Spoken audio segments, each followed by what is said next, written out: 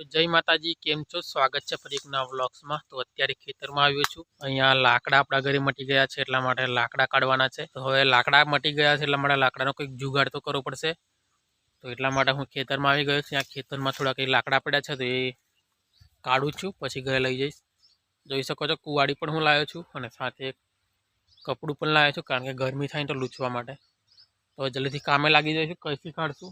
ત્યાં બહુ મોટી વાડ છે, એ વાડમાં લીમડાનું ઝાડ સુકાઈ ગયેલું છે, તો એને કાપવાનું છે।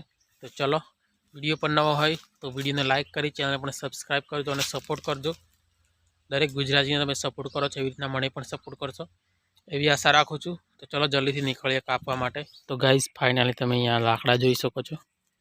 આ જે છે આ લીમડાનું લાકડું છે, એ કાપું છું હું વાળી વળી। તો જલ્દીથી કાપીશ, કારણ કે તાપ વધારે છે અહીંયા, કુવેસ પણ વધારે છે, કુવેસના વેલા વધારે છે અહીંયા, એટલા માટે જલ્દીથી હું કાપી લઉં। ભાઈ અહીંયા હું તમને સાપની કોસળી બતાવીશ। સાપ કોસળી કેવી રીતના ઉતારે છે, જોઈ શકો છો કેટલી મોટી કોસળી છે। અહીંયા મને કોસળી જોવા મળી છે, તો આ જળમની કોસળી છે। તો અહીંયાથી જોઈ શકો છો, અહીંયાથી છે કાટલા સુધી આવડી કંઈક મોટી છે કોસળી, જોઈ શકો છો કેટલી મોટી કોસળી છે।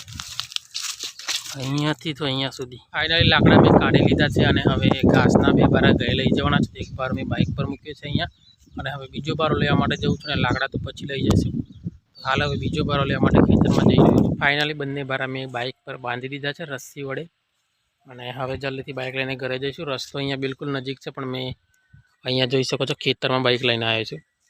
ચલો જલ્દીથી જઈશું ઘરે, બારા લઈને ઘરે જઈને બારા તબેલામાં મૂકશું। તો ચલો, તો ગાઈઝ ફાઇનલી બારા લઈને આવી ગયો છું ઘરે, અને હાલ આ જે કંટિયા છે એ ખૂટું છું, કારણ કે કંટિયા છે ને પાકી ગયા છે, કમર ભરાઈ ગયા છે, જોઈ શકો છો।